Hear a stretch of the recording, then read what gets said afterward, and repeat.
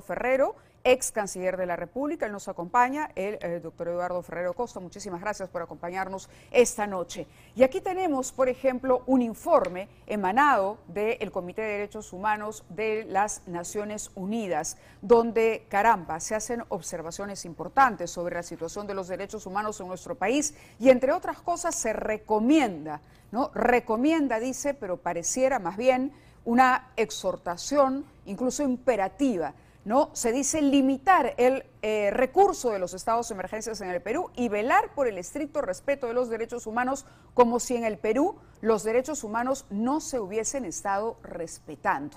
Bueno, esto es Naciones Unidas y ayer, decíamos también, la Cancillería decidió, a raíz de recientes declaraciones de Gustavo Petro, decir a nuestro embajador: véngase usted para acá.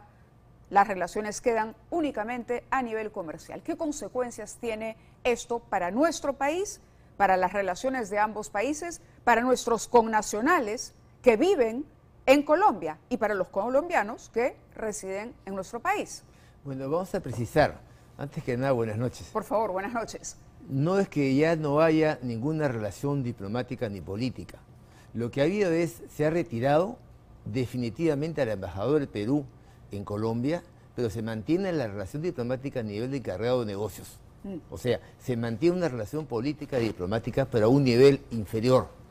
Se baja la relación, se enfría la relación política bilateral, pero se mantiene una relación a nivel de embajadas con funcionarios de menor jerarquía, con lo cual Embajador obviamente Ferrero, se pierde capacidad de gestión. Antes de que pierda la idea, ¿esto es algo que ocurre por primera vez? ¿O usted tiene memoria de que en algún momento el Perú haya retirado casi en simultáneo al embajador de México y al embajador de Colombia? Eso nunca se ha dado. Hasta donde yo tengo conocimiento, nunca se ha dado. Por lo tanto, pero es grave. Es grave, pero también es grave porque se da. Se da porque existen dos presidentes, no todos, Chile no es igual en Argentina, tampoco hay que eso fue al comienzo del autogolpe, del presidente Castillo, que no funcionó, que no prosperó, pero este es un caso de dos presidentes totalmente ideologizados, el presidente de México y el presidente de Colombia, que están apoyando al expresidente Castillo y que están declarando de manera irresponsable, falseando la realidad y pretendiendo imponer la voluntad de ellos de que haya en el Perú un presidente que ya no es presidente y que ha sido vacado legítimamente de acuerdo a las normas peruanas y la propia Constitución Política del Estado. Entonces, lo que está ocurriendo efectivamente nunca ha ocurrido. ¿Por qué? Porque estos dos presidentes están cayendo en el error, yo por eso digo, en la irresponsabilidad de dañar la relación bilateral positiva de cooperación y de amistad que existe históricamente del Perú con Colombia y el Perú con México, porque la están ideologizando. Y aquí en el tema de los ahora famosos grupos, el Grupo de Puebla, el Foro de Sao Paulo y el llamado socialismo del siglo XXI, que son estados o gobiernos más que estados, porque solo gobiernos, no necesariamente todas las poblaciones de esos estados, que pretenden imponer en los estados de la región un socialismo moderno, dicen ellos, que al final es un socialismo antiguo, son los modelos clásicos antiguos de control del Estado de los recursos naturales, control de la libertad de prensa, control, yo diría, en el fondo son violación de derechos humanos, un sistema económico y político que hoy día está trastocado. ¿A quiénes defienden? ¿Y por qué lo digo? Veamos los ejemplos. Defienden a Venezuela, a Cuba, a Nicaragua. Ahí hay democracia realmente. ¿Y a quién atacan? A países que defienden su democracia, como en el caso del Perú hoy día, que tiene un gobierno legítimo y que ha vacado a este presidente el Congreso de la República con el voto inclusive de congresistas de Perú Libre y de izquierda. Hay que recordar que ha sido más de 100 congresistas que votaron por la vacancia. De acuerdo, permítame esto no es un tema de un grupo. Tenemos una información de último minuto, hay que ir al Congreso con Brian Matías, porque se está trasladando a un congresista, el congresista Germán Tacuri, me parece que no es el primero que ha sido trasladado el día de hoy por motivos de salud. Brian, te escuchamos. Tenemos información desde el Congreso. Marisol, buenas noches. Sí, bueno, lamentable lo que está ocurriendo a esta hora de la noche en el Parlamento.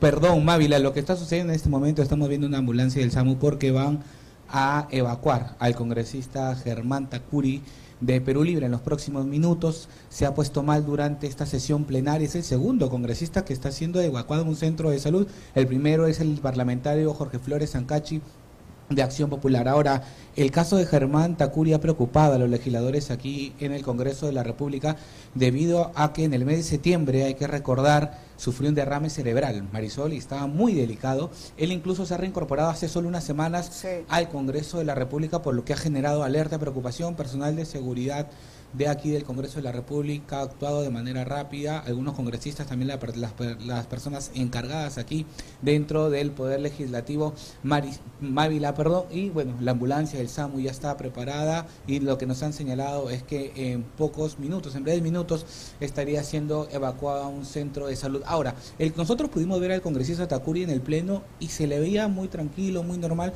Lo que habíamos señalado hace un momento en el enlace con Marisol Mávila, te comento, era que Jorge Flores Ancachi se puso mal solo minutos antes de que se lleve a cabo esta votación en la que se pedía que se suspendan por 120 días. Todos estaban preocupados por la situación del congresista Flores Ancachi. Cuando señalaron que se había trasladado a un centro de salud, ya los ánimos se calmaron y nos llegó la información de que el congresista Germán Tacuri se había puesto mal. Nosotros vamos a estar aquí en los alrededores del Congreso para llevarte cualquier información, y esperemos que esto pueda ser de manera positiva, sea trasladado de inmediato y pueda ser atendido para que todo esté de manera normal. Vamos a regresar contigo ante cualquier novedad, cuando tengas información mucho más detallada del estado de salud del congresista. Y estábamos conversando con el ex canciller Eduardo Ferrero Costa sobre la manera en que se ha ideologizado, o sea, impregnado de intencionalidad política la historia que se está contando de nuestro país en el exterior, concretamente por los presidentes, y vamos a destacar los casos mexicano y Colombia. Pero preocupa, le decía yo, que por ejemplo el Grupo de Puebla ha difundido un documento, 29 de marzo, es un documento último nada más, donde va incluso más allá y desarrolla un protocolo. Ya no hablamos, digamos, del discurso aislado de un presidente que puede tener una simpatía, un acercamiento ideológico, algún interés político particular, en el que siente que Castillo es un aliado con el que hoy no cuenta, y por lo tanto le preocupa que ese aliado vuelva a la actividad para conseguir esos objetivos políticos que tienen en común. Pero, ¿qué ha dicho el Grupo de Puebla? Ha dicho, primero, nuestro plan para el Perú consiste en lo siguiente: convocar elecciones generales anticipadas lo antes posible, conformar una plataforma política con representación de todos los sectores que acompañe la transición hacia un nuevo gobierno. Y estoy resumiendo: designar una comisión de la verdad con participación de la sociedad civil, organizar una consulta popular o referéndum para discutir la posibilidad de convocar a una asamblea constituyente. Solicitamos que se garanticen los derechos procesales de Pedro Castillo. ¡Caramba!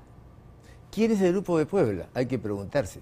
Es un grupo de políticos, dirigentes políticos de izquierda que apoyan efectivamente a los gobiernos de izquierda que he mencionado, que después los gobiernos de Nicaragua, de Cuba, Venezuela, y que en este caso se pretenden imponer en el Perú un gobierno de izquierda cuando el presidente Castillo ya no es presidente. Hay que preocuparse, pero tampoco hay que exagerar. ¿Por qué no hacen un protocolo de qué hacer en el caso de Venezuela? ¿Cómo llega de Venezuela a una sociedad democrática? En el caso de Nicaragua, ¿cómo se llega para que Nicaragua no viole derechos humanos? En el caso de Cuba, eso se olvidan. Están sesgados políticamente y por lo tanto tampoco hay que exagerar. Estos no son gobiernos, son dirigentes políticos. Los únicos gobiernos que se han expresado negando la validez del gobierno peruano legítimo, la señora Dina Boluarte, nos guste o no nos guste, son los gobiernos, los presidentes de Colombia y de México. Usted habló y dijo una palabra muy interesante que puede definir, para que entiendan nuestros televidentes mejor, de qué se trata. No se trata solo de amistad o de, reconocer, de victimización de Pedro Castillo. El objetivo es mayor y es un objetivo geopolítico. Así es. Usted habló del socialismo del siglo XXI. Así lo llaman. Así lo llaman. El socialismo del siglo XXI, que por lo menos escuchaba yo al embajador de CELA decir, por ejemplo, que pretende instalar gobiernos autoritarios, pero utilizando las herramientas de la propia democracia. ¿No? Bueno, ya no son golpes ni son instalación de un gobierno autoritario por la fuerza. No, se utilizan mecanismos de la institución democrática, como por ejemplo la manipulación de las elecciones ¿no? O el desconocimiento de la autoridad de los organismos de control para perpetuarse en el poder. ¿AMLO y Petro tienen esas aspiraciones? Yo creo que sí, ambos, yo creo que sí. Pero más allá de eso, hay que destacar que son dos presidentes. Acá yo he escuchado unas declaraciones hoy día de un dirigente político que decía el Perú está aislado en la región. No hay que exagerar, ojo, tampoco hay un aislamiento, son dos presidentes. Hubieron dos presidentes que también se plegaron al comienzo, pero no negaron la validez del gobierno de la señora Boluarte, que eran Chile y Argentina. Hoy día el canciller chileno ha declarado, por ejemplo, no tengo a la mano la declaración, que debe de avanzar la Alianza del Pacífico y que México debe proceder a entregar la presidencia al Perú. De acuerdo. Esto es totalmente diferente de lo que dice el vamos señor. Vamos a dar pie ahora a una nota, luego continuamos hablando sobre el Foro de Madrid. Hay una reunión. Ese es que el otro lado. El otro lado, el lado de la derecha, si se quiere. Derecha, de pero la que derecha, está actuando claro, en base caso a una reunión. Fernando Marcelo nos cuenta los detalles de las conclusiones a las que se ha llegado y cuál es la ira, dice, hasta dónde ha llegado la ira del Foro de Madrid ante la injerencia precisamente del presidente mexicano y colombiano en los asuntos peruanos. Esto no es una propuesta. Esto es una declaración de rendición del pueblo peruano. Eso es lo que pide. Entre aplausos, vivas y arengas, envalentonado por un auditorio dispuesto a dar batalla contra esa izquierda comunista y radical con la que no comulgan y menos simpatizan. Así, en medio de este ambiente, uno de los fundadores del partido político Vox de España, Jorge Martín Frías, rompió la hoja de ruta de sus archienemigos del Grupo de Puebla, organización de izquierda, que plantea solucionar a su manera la crisis que afronta el Perú. Grupo Puebla es el enemigo a batir, es ese cártel basado en el narcotráfico que solo trae miseria, trae ruina y que tiene entre sus miembros a los mayores tiranos y a los que están llevando a sus pueblos a la desgracia, ¿no? Una hoja de ruta que propone convocar a una asamblea constituyente y además evaluar el fin de la prisión preventiva del golpista Pedro Castillo.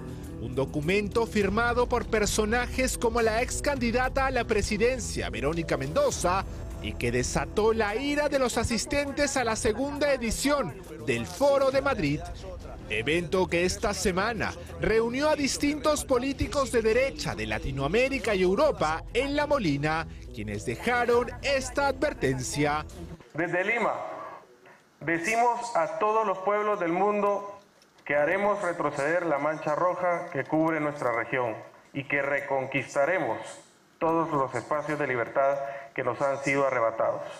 La hoja de ruta del Grupo de Puebla no cayó nada bien entre los miembros del Foro de Madrid, pero además la injerencia del presidente mexicano Manuel López Obrador en el Perú y su resistencia a entregar la presidencia pro tempore de la Alianza del Pacífico a nuestro país, además de sus críticas al gobierno de Dina Boluarte, al que calificó incluso de espuria, han terminado por colmar la paciencia de la organización derechista. Pedro Castillo es víctima del clasismo y del racismo. Andrés Manuel López Obrador, que por primera vez cumple las reglas y las leyes, le corresponde a la presidencia Perú que deje de entrometerse cuando tiene suficientes problemas en su propio país. Una de las más indignadas fue la senadora colombiana María Fernanda Cabal, quien defendió la institucionalidad que ha mantenido el Perú pese al intento de golpe de Estado del expresidente Pedro Castillo. Además, aseguró que a nuestro país le corresponde asumir la presidencia pro tempore de la Alianza del Pacífico. ¿Y la presidencia pro tempore debería finalmente ser entregada al Perú? Pero si es que todo tiene un orden, porque les gusta incumplir el orden, porque quieren imponer una narrativa falsa como si el golpe hubiera sido a Castillo cuando el golpista es Castillo. Entonces que no sean tan delincuentes. Otro de los más agudos críticos que tiene el denominado Grupo de Puebla es el diputado chileno del Partido Republicano, Juan Carlos Mesa, quien cuestionó que presidentes como el de Chile, Gabriel Boric, Hola compañeros y compañeras del Grupo de Puebla, aquí Gabriel Boric desde nuestro Chile profundo.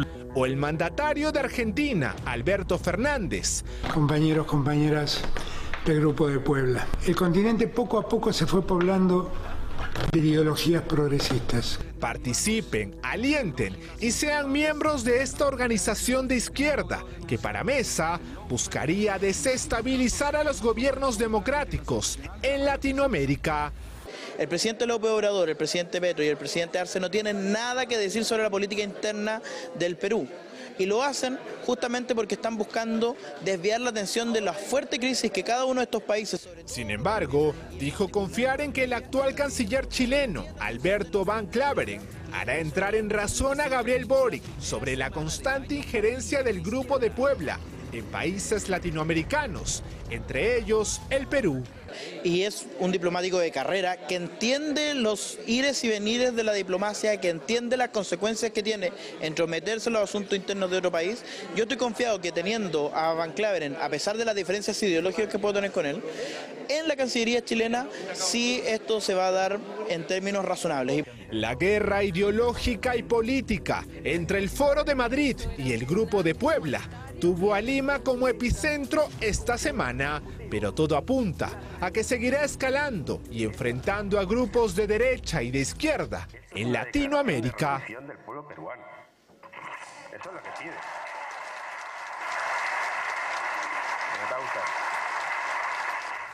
Y en medio de la polarización global, la polarización parece ser ahora global porque prácticamente en todo el mundo se está viendo situaciones parecidas a esta, de extremos que se instalan y que finalmente parecen tratar de arrancharse del poder. Para cerrar, embajador, yo le preguntaría, ¿basta con que la Cancillería retire a los embajadores de los países cuyos presidentes se pronuncian en este sentido? Yo diría, primero, la respuesta de la Cancillería ha sido adecuada, ha sido oportuna y ha sido necesaria.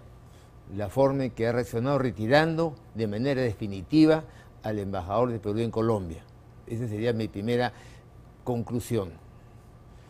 La segunda conclusión, el segundo comentario es que en realidad el Perú tiene otro problema. El problema de legitimidad del gobierno es un problema que he visto solamente en unos pocos países de América Latina de izquierda, con los que hemos mencionado.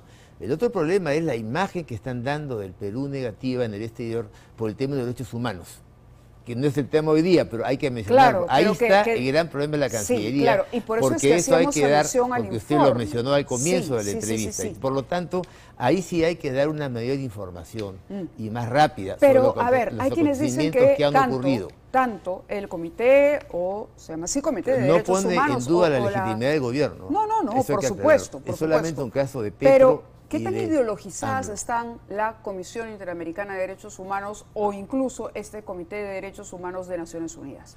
Yo creo que también hoy día están ideologizados. Sí, por eso hay un problema. Ahí la preocupación. Y la preocupación es que el Perú no debe ser ahora el foco de atención entre grupos de izquierda y grupos de derecha a nivel mundial. Lo que ha dicho hoy día el Foro de Madrid ha sido adecuado, pues está defendiendo un gobierno legítimo.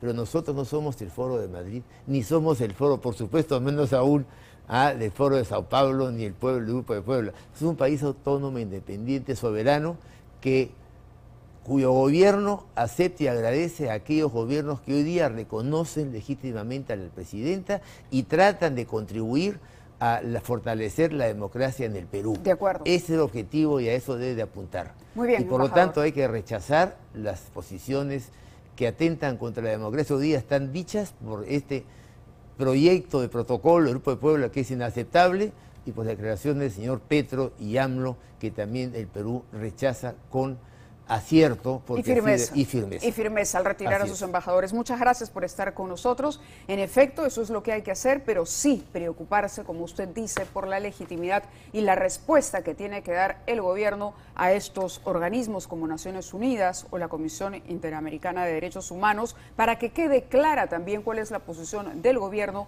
en el tema de los muertos, que ha sido un tema descuidado quizá en su explicación, no atendido de la manera adecuada. Con una investigación que